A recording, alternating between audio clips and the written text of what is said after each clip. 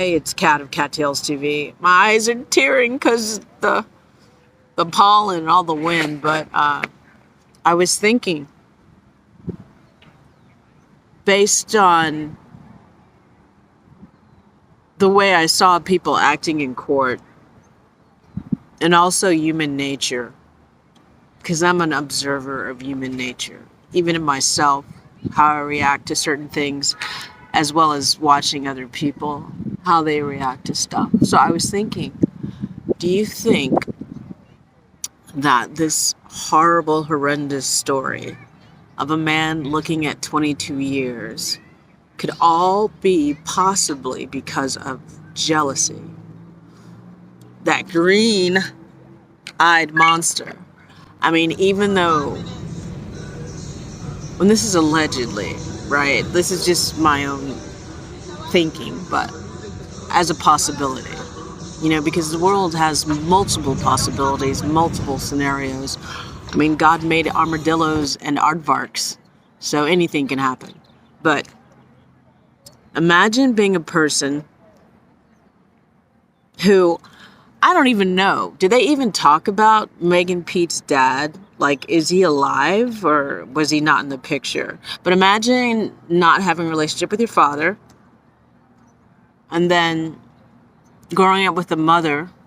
I don't know anything about her mother, but I know that she passed away. But her mother had talent as a rapper.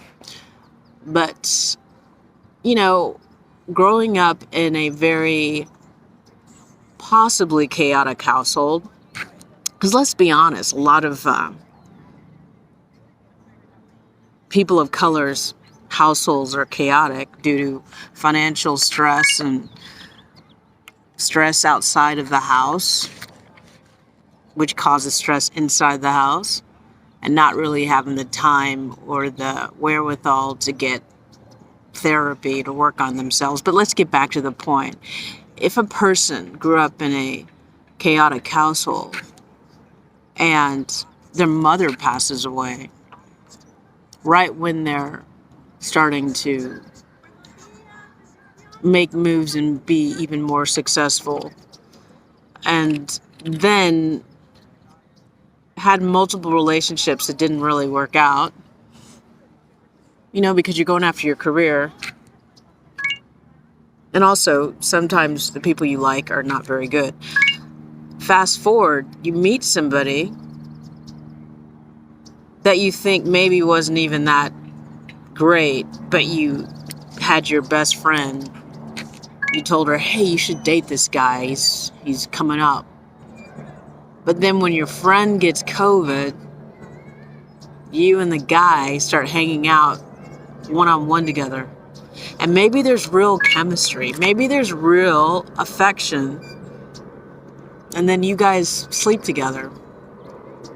And maybe it's better than all the other people that you've been with. Maybe the intimacy, the connection is richer and deeper than the baby or whoever else. And maybe he doesn't feel like just a fuck. But maybe you actually really cared for him. Because look at this. Hold on. Official shot o'clock. Live right here on Quarantine Radio. This has just turned into Quarantine Radio in about 5 seconds. Quarantine. Should we add people to the live? At this point, I think maybe you never know. This is a live shot. Shot o'clock. To the stallion. Live in Quarantine Radio. It's been a while since we have said this voice. It's been a while. It has been a while. Megan the Stallion. Live, taking shots of Reposado.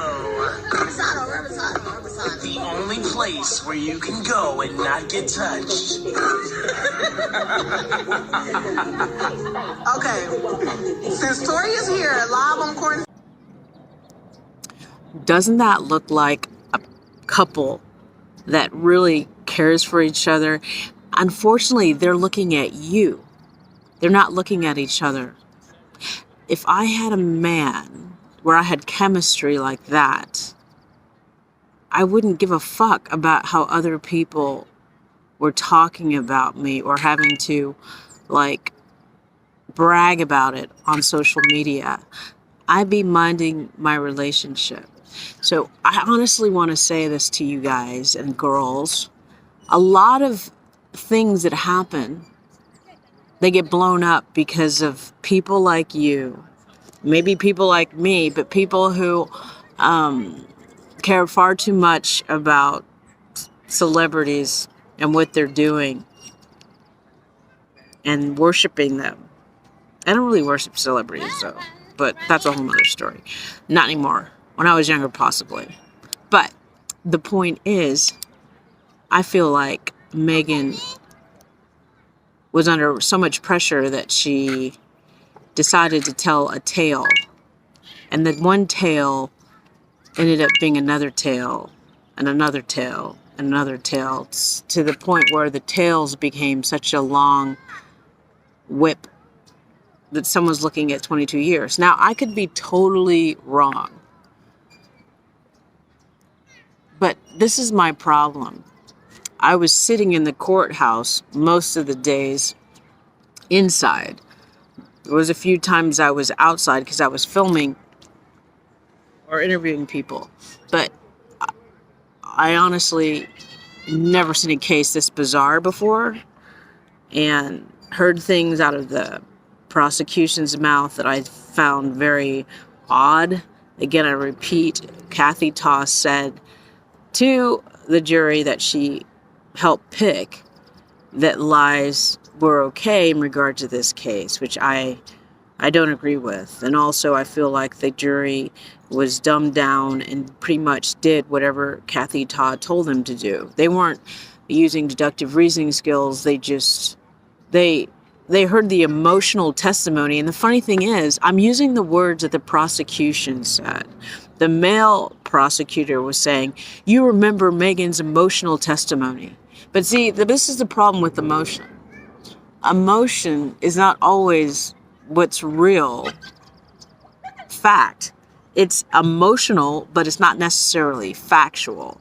So I noticed when I started thinking more about this case, how the prosecution constantly said things like emotional testimony, you don't have to care about the DNA being on the gun because it doesn't matter. Just weird things that don't make much sense to a logical person that wants a strong case. And the other thing you have to understand is people have agendas. Sometimes prosecutors are looking for a slam dunk so they can run for office and get more money and more power. Sometimes people are bought off. Sometimes there's corruptions in the police department. I don't know what actually happened in regards to the Tory Lanez case. I just feel like, I think it's called chain of custody.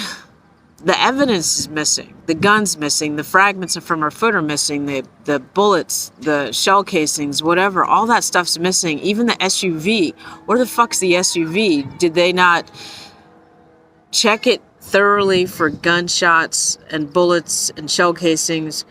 I mean, where are the pictures of that? Because this is the deal. Megan's testimony changed multiple times. It changed when she was on Instagram. It changed when she was talking to Gayle King. It changed when she was on the stand. And let me just get back to when she was on the stand. It's really tricky because I don't know, because Tory's original attorneys were so lousy. I don't know if they really asked specifically where Tory was when he allegedly shot Megan and where she was and where everybody else in the car was. I don't know if they went down point by point. And if they didn't do that, they're even worse than I think they were. I wasn't in that courtroom inside that day because I was waiting to shoot Megan outside. But what I'm just saying is there just seems to be so many holes in this case that a logical person is like going, what the fuck? And this isn't like, I'm not just pulling this out of the side of my ass. I don't even know what's wrong with people because a lot of people weren't even there. I was there. And the judge repeatedly said that if you find anyone's testimony changing, then you have to throw it out. So based on the judge's instructions, you have to throw out Megan's testimony. If, again, I don't know, because I think the defense just sucked. But if her testimony changed while she was on the stand, and if they didn't, like, hone on where she was shot, where was she standing, or was she sitting, or was she laying on the ground, all those things. These things are critical. These things, like, I don't understand, like somebody wrote me, like, a book on one of my videos, and obviously she believes Megan, but she didn't answer my question. Why did Megan have to lie so many times? It wasn't just one time. There was multiple times. And even if you watch the Gayle King interview and the video that I did, I think I counted over 30 lies.